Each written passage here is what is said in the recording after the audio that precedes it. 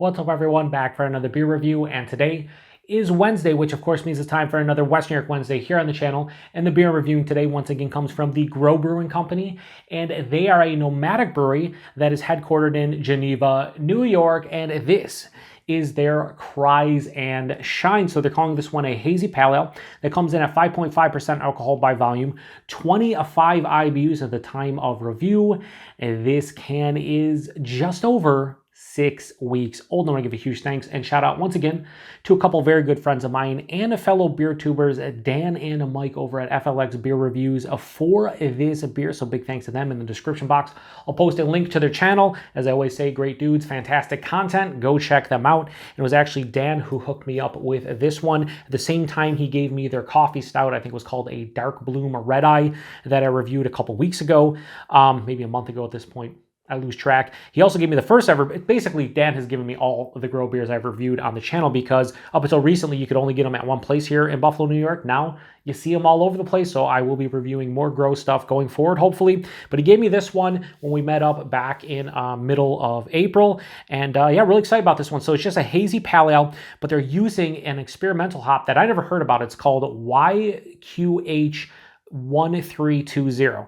And yeah, I didn't look it up or anything. I've never heard about it, but I saw on the their Instagram page, they're like, yeah, we're using this new experimental hop in this. I was like, okay, never heard about that one. Let's get it go. So this has a black tab, so that means it's clearly from FLX, from Brooklyn, other half location, right? 100%, no doubt. Anyway, it's not. Let's give this a pour. Yeah, so that's a hazy pale ale for sure. Something like that, poured into the Thin Man glass, because I don't have a grow glass, so it is what it is. Also, I mean, I just love the artwork. I've said this on the other grow reviews, but the artwork on their labels is just, I love it. It's just, I don't know, makes me excited. I just love the labels. What do you do? So yeah, hazy pale ale, yep. That is that milky, dirty kind of yellow-orange color. Yeah, looks beautiful. Has almost a two-finger of this super creamy, say eggshell white-colored head. It just looks, yeah, infinitely creamy. It's not going anywhere. Hold up the light. There's not getting anything through that in terms of light. Looks beautiful. Murky, turbid, the whole nine. Let's get a nose. Oh, wow. Wow, what? I'm getting huge lime characteristics, like almost like there's Motueka because it's like lemon lime. But then I'm getting a big stone fruit character, and it's mostly like peach and apricot. Maybe a little bit of like a honeydew melon or even a cantaloupe. Now I go back and it's like candied citrus, like a candied lemon lime, like Sprite, or you know, like a soda pop, but also just like a lime hard candy. A little bit of orange and grapefruit as well. Candied berry. Like, this is crazy how complex this is.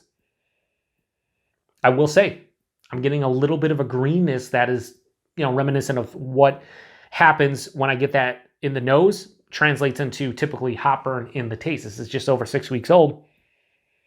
I can imagine like a week or two old, there probably was a decent bit of hop burn. There's a grassy herbaceousness.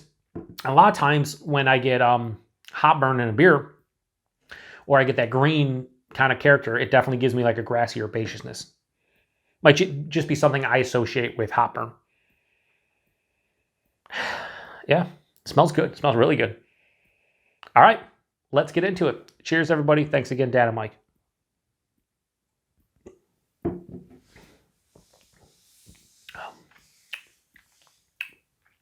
Very mild hopper on the finish. Very mild.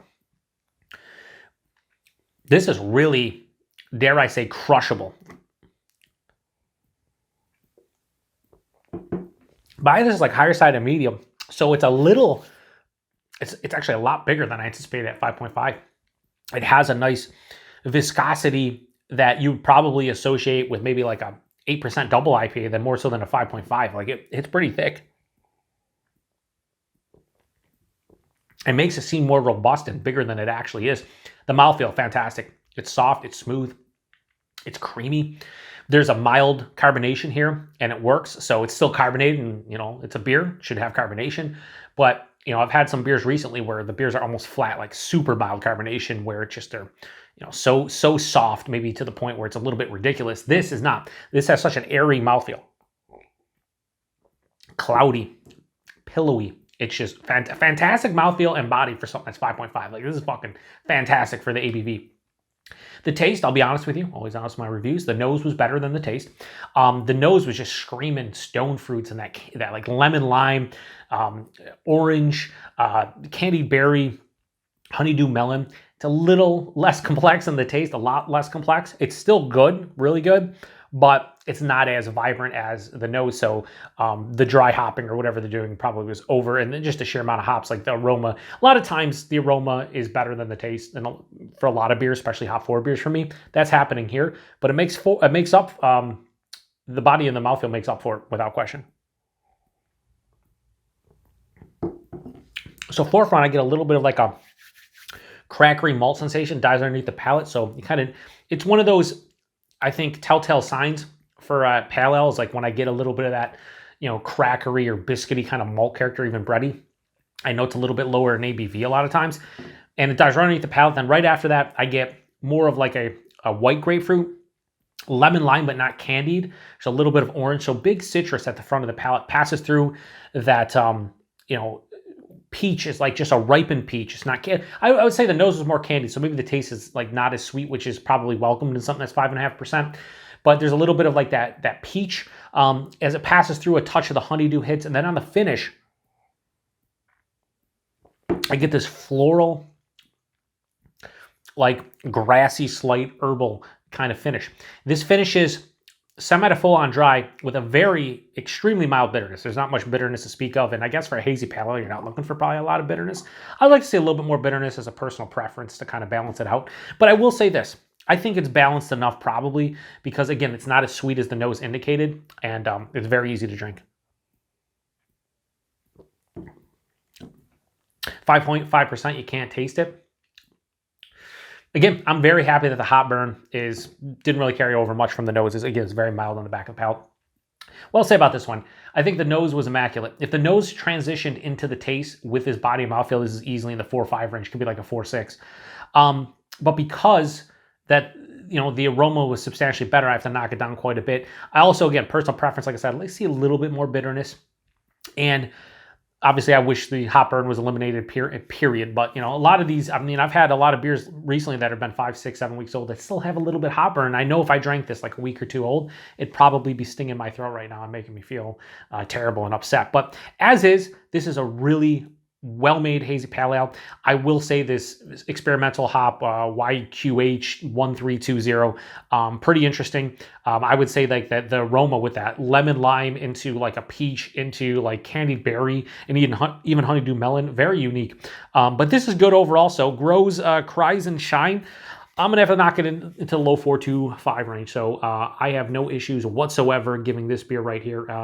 We'll just go 4.2 out of 5. Really solid, not even solid. This is a very good hazy pale ale. But if the nose carried over, this is easily 4.5 or higher for me.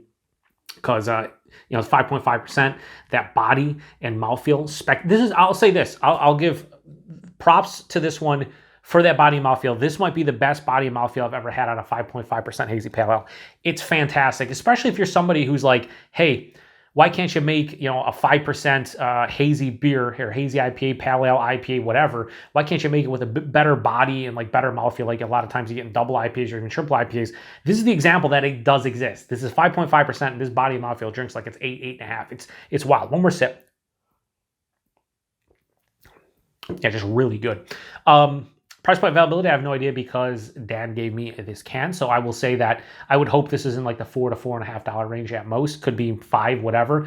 But I'd have no issues paying up to 5, even though it'd be a little steep. But I'd rather see it around 4, 4.5 for a single can, and like a 4-pack be like 16. That'd be what I'd like. And what I like, what usually happens, is not the case. And availability, we're definitely seeing them here now in Buffalo. For a while, you could only get it at one place. Now, a couple different bottle shops on me are carrying their stuff. So if you're in the Western New York area and you want some of Grow's stuff, you can make it happen. Just seek them out. And I know Dan's loving their stuff, and they're pretty much 3 for 3. For the beers I've had a honey double IPA, I've had a coffee imperial stout, and now I've had a hazy pale ale. I'd say they pretty much nailed every single one. As far as what I'm looking for, they've done a great job. Maybe they didn't nail this, but like, it's in the realm of what I'm looking for. So good job to Grow on this one. Another great beer. And thanks to Dan and Mike for always hooking me up with beers. Always appreciative that they do so. And if you've had this one before, post in the comments section. Let me know what you thought about it. Have you had another hazy pale ale that's kind of blown you away recently? Let me know. I'd be curious. Anyway, appreciate everybody stopping by for another beer review here on the Beer Patrol. To the next one. Cheers, can't taste the alcohol. And even if I did, I would just, based on everything, think it's like, again, like an 8 to 8.5% double IPA. Such a fantastic body mouthfeel. Cheers.